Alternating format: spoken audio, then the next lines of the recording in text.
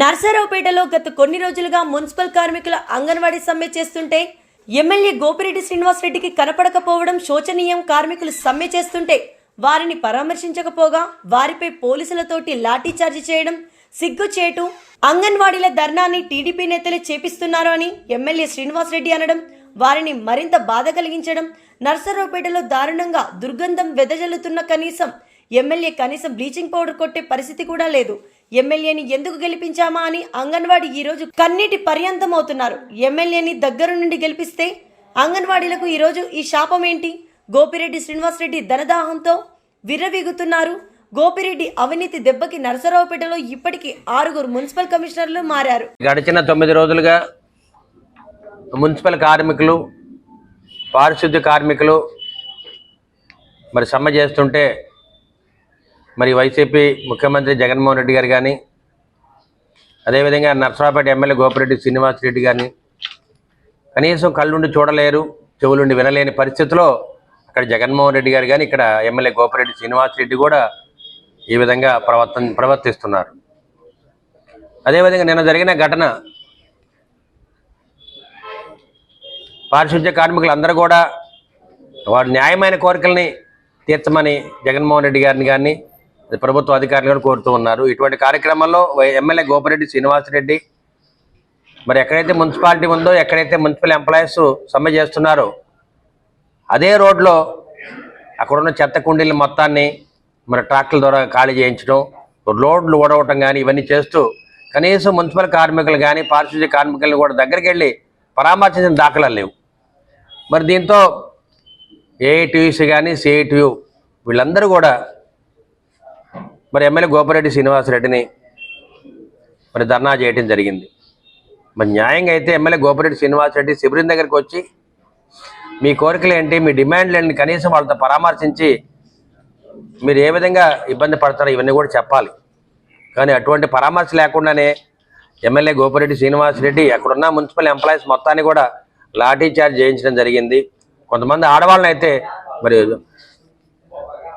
చున్నీలు పట్టుకుని కూడా లాగటం జరిగింది. మరి ఎమ్మెల్యే గోపిరెడ్డి శ్రీనివాసరెడ్డి ఈ విధంగా ప్రవర్తించడం అనేది చాలా సిగ్గుచేటు. అదేవిధంగా ఎమ్మెల్యే గోపిరెడ్డి శ్రీనివాసరెడ్డి ఇంకో మాట అనడం జరిగింది, ఇవాళ ఏఐటీయూసీ కానీ సిఐటియు ద్వారా జరిగే ధర్నా మరి టీడీపీ అరవింద్ బాబు దగ్గరుండి ధర్నాన్ని చేయిస్తాడని చెప్పడం జరిగింది.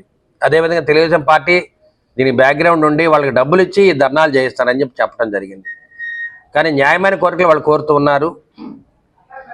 ఇవాళ పెరిగిన నిత్యావసర ధరల వల్ల మరి ప్రతిదీ కరెంట్ రేటు పెరిగింది, కరెంటు బిల్లు పెరిగింది, వంట నూనె, వంట గ్యాస్, పెట్రోల్, డీజిల్ అన్ని రేట్లు పెరిగినాయి. నువ్వు 16,000 ఇస్తే ఇవాళ ఖర్చు 32,000 ఉంది. అందువల్ల న్యాయపరంగా మేము అడుగుతుంది 26,000 ఇమ్మని కోరుతూ ఉన్నాము నెలకి. కానీ దాని మీద స్పందన లేదు. ఇవాళ నువ్వు వైసీపీ ప్రభుత్వం వచ్చినప్పటి నుంచి కూడా నర్సరావుపేట పట్టణం కానీ ఎక్కడున్న మున్సిపాలిటీలు అన్నీ కూడా ఎక్కడ కూడా శానిటేషన్ లేదు, రోడ్లన్నీ దుర్మార్గంగా ఉన్నాయి, రోడ్లన్నీ గుంటలు పడిపోయి ఉన్నాయి, కాలువలు శుభ్రత లేదు, కనీసం బ్లీచింగ్ పౌడరు, ఫినాయిల్ కూడా కొట్టే పరిస్థితి లేదు. మరి ఎక్కడ చూసినా నర్సరావుపేట టౌన్ మొత్తం కూడా దోమలు, మలేరియా జ్వరాలు, డెంగ్యూ ఫీవర్లు. కనీసం ఇవన్నీ చూసి కూడా సిగ్గుపడని మరి ఎమ్మెల్యే గోపిరెడ్డి శ్రీనివాసరెడ్డి రోడ్డు మీదకి వచ్చి వేలు చూపించి పారిశుద్ధ్య కార్మికులు అందరినీ కూడా భయపెడుతున్నాడంటే మరి ఈ వైసీపీ ప్రభుత్వం యొక్క దుర్మార్గాలు ఎంతవరకు వచ్చినా ఒకసారి ఆలోచన చేయండి. ఇదే కార్మికులు వీళ్ళందరూ కూడా ఎమ్మెల్యే గోపిరెడ్డి శ్రీనివాసరెడ్డికి, వైసీపీకి ఓట్లు వేయడం జరిగింది. వాళ్ళదే కనీటి పర్యంతం అవుతున్నారు. దగ్గరుండి మా సమస్యలు పరిష్కరిస్తామని చెప్పి ఆ రోజు ఓట్లు వేయించుకున్నావు. ఇవాళ కనీసం పారిశుద్ధ్య కార్మికులు కానీ, అంగన్వాడీ టీచర్లు కానీ, డ్వాక్రా మహిళలు కానీ, అదేవిధంగా వాలంటీర్లు కానీ ఎవరిని కూడా దగ్గరికి రానిలేని పరిస్థితి. ఇవాళ నీకు ధనమదం, అదేవిధంగా ప్రభుత్వ అధికారుల అండతోటి ఎవరిని బట్టినా కానీ తోలనాటం, అందరినీ బెదిరించడం ఇవాళ చేసే పరిస్థితుల్లో ఇవాళ ఎమ్మెల్యే గోపిరెడ్డి శ్రీనివాసరెడ్డి ఉన్నాడు.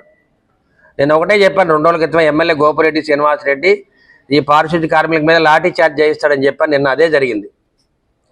అదేవిధంగా రేపు రాబోయే కాలంలో ఏఐటీయూసీ, సిఐటియు నాయకుల మీద గంజాయి ఇంట్లో పెట్టి గంజాయి కేసు కూడా పెట్టిస్తాడు, నార్కోటిక్ కేసు పెట్టించగలడు అతను. ఎందుకంటే తెలుగుదేశం పార్టీ కార్యకర్తల మీద కానీ, నాయకుల మీద కానీ, ఎంతోమంది ప్రజా సంఘాల నాయకుల మీద ఇదే విధంగా కేసులు పెట్టించిన ఘనత ఈ ఎమ్మెల్యే గోపిరెడ్డి శ్రీనివాసరెడ్డికి ఉందని మీడియా ముఖంగా తెలియజేస్తూ, గోపిరెడ్డి శ్రీనివాసరెడ్డి ధనదాహంతో మదమెక్కున్నావు, ప్రజలు నీకు సరైన రీతిలో బుద్ధి చెప్తారు.